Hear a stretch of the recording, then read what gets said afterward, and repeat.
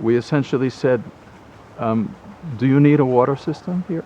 And they said, yes, we do. And so we said, okay, we know what they need.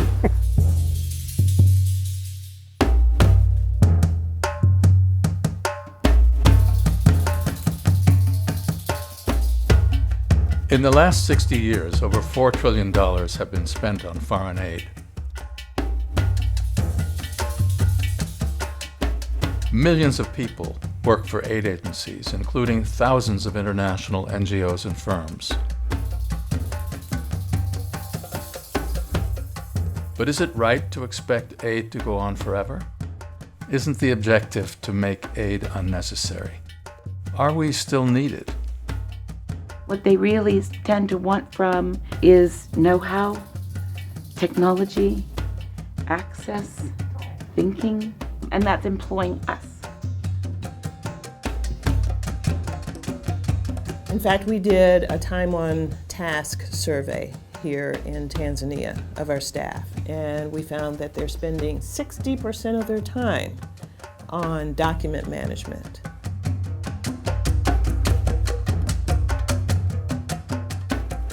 Maybe aid's poor track record in reducing poverty is related to an industry that wants to perpetuate itself.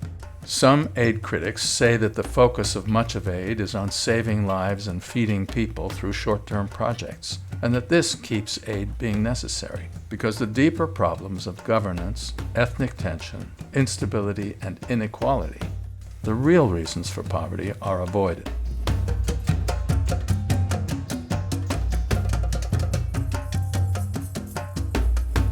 Meanwhile, a new generation of capable leaders is rising in many developing countries. They want our support, but in mutually respectful ways. We're still seeing a lot of calls for proposals, etc. Some of those funding opportunities are very much about the organization responding to what somebody else has determined to be the problem and the solution. And essentially what they are asking of us is prove to me that you are the best organization to deliver the solution as I have determined it should be delivered.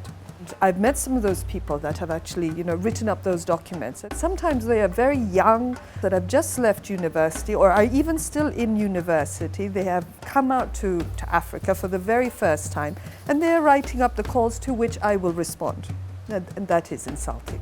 We have told the communities that they're unable alone. No one likes the idea of doing less business, and the aid industry is no different.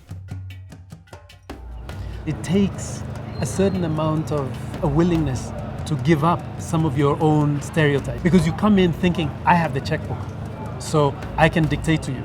I think we need a partnership and an engagement which allows for more open, respectful, obviously, but conversations that are not just superficial and that are not focused on projects only.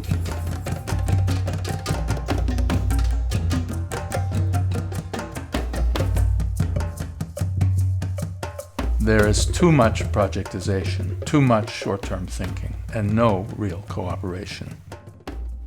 They want to exchange ideas and thinking with us. But above all, they want us to mean it when we say we want to work ourselves out of a job. But that would mean a smaller aid industry, fewer jobs for Northerners. And so the message we heard in our research amongst local organizations is that we need to face up to this conflict of interest, to see that if they are to own and run the development agenda, we must take a back seat. We need the money from the donors, but it makes all the difference in the world what the terms of getting those money are. We must become more nimble, more humble, and smaller, offering support to what they decide, not to what we think is needed.